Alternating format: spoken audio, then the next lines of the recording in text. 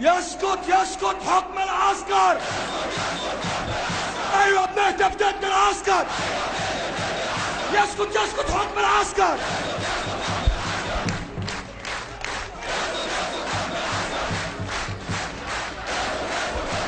يسقط يسقط حكم العسكر.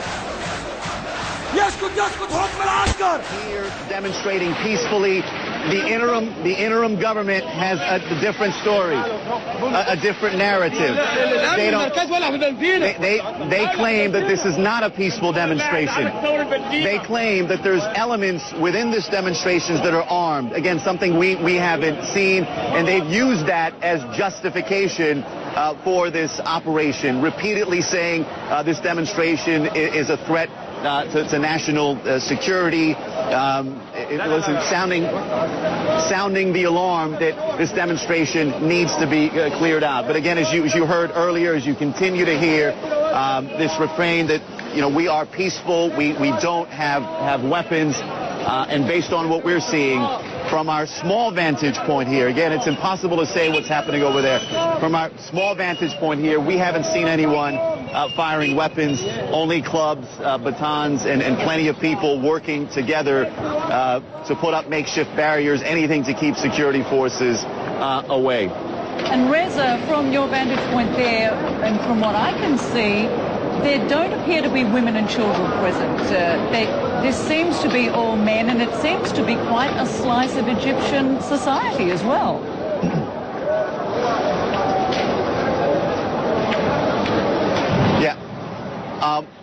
First of all, we should tell you that you're right. At this point, we don't see any women. But when we were coming down the street, we saw a handful of women moving out. One of the women I saw leaning up against the wall, crying on the cell phone.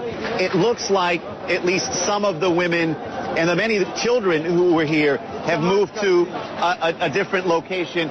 So what we were seeing here are people who are ready for the fight, and most of them are men. I do see a woman walking by us right now, but mostly this is men here.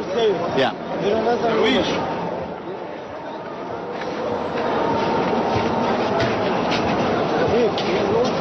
So, Reza, I mean, that's a very important point, but it also signals for these men this is very serious. But they're very vulnerable there. I mean, as you pointed out, they have no weapons, or they certainly don't appear to at this point. We're talking about basic rocks and stones.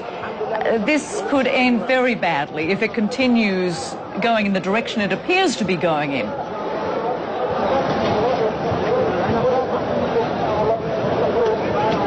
Yeah, it certainly can, Rosemary. And when I look at what's around me, I'm not sure how this is going to end.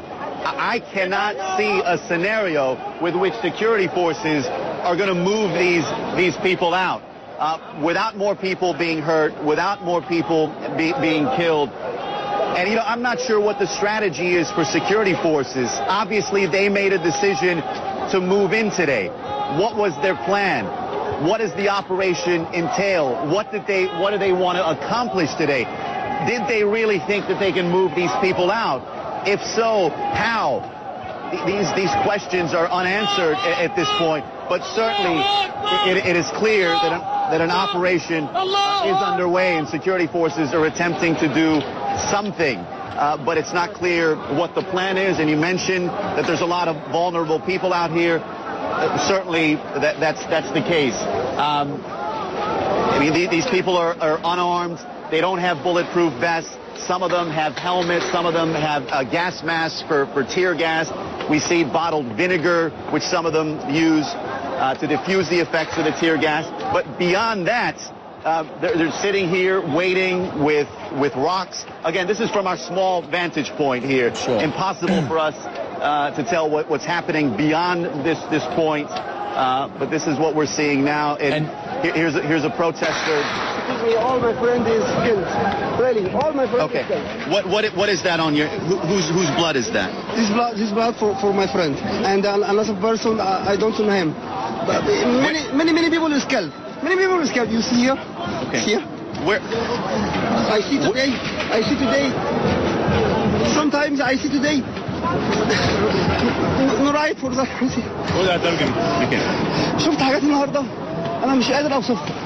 They can't describe what happened. Okay. From the big case, what happened here. If you go to the hospital, the spy hospital, you will find dead bodies with hundreds all over the places. And again, can you guys hear us? Are we still on air? We are. Keep going, Reza. Okay. Okay. Reza, I understand that there were a number of... Okay. You okay? I understand there are a number of senior Muslim Brotherhood leaders who are at the Raba camp. Yeah. Do we know what their location is right now? Are they still there? Will they be the target when the military arrive or the police arrive?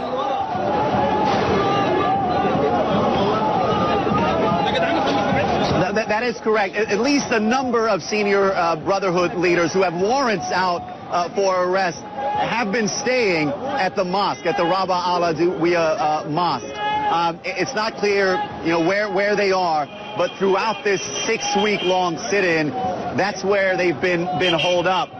And one of the justifications of this operation has okay, let's turn around. Now let's be careful. This is okay, okay, this we don't okay.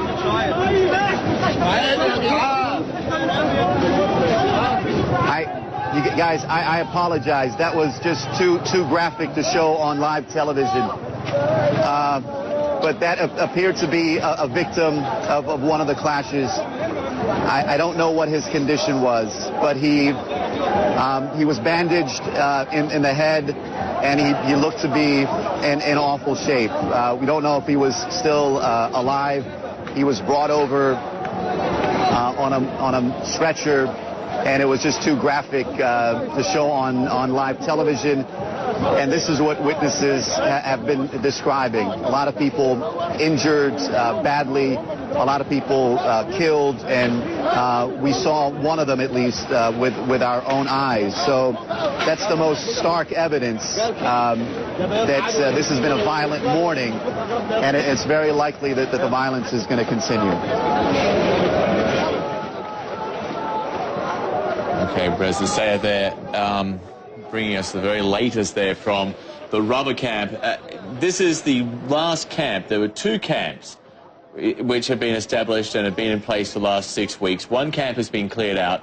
Reza is now at the main camp. And, of course, this is where there is the major concern that there could be bloodshed as the security forces move in. Reza, you're still there. Just one last thought before we let you go. When you look around you, essentially, how difficult will it be for the security forces, for the police, to move these people away? What sort of operation are we talking about? How long will this all take?